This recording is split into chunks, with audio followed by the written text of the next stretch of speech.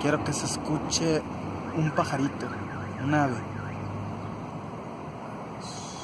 sin el ruido de los carros y de los camiones.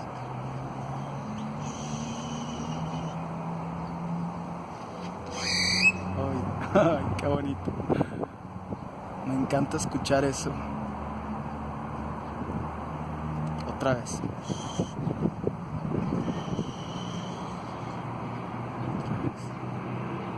tiene que volver a escuchar.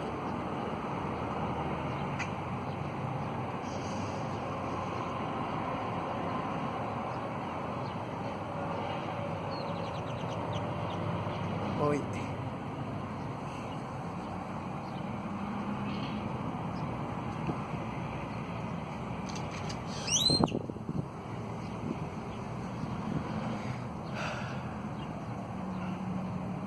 Las aves del amor.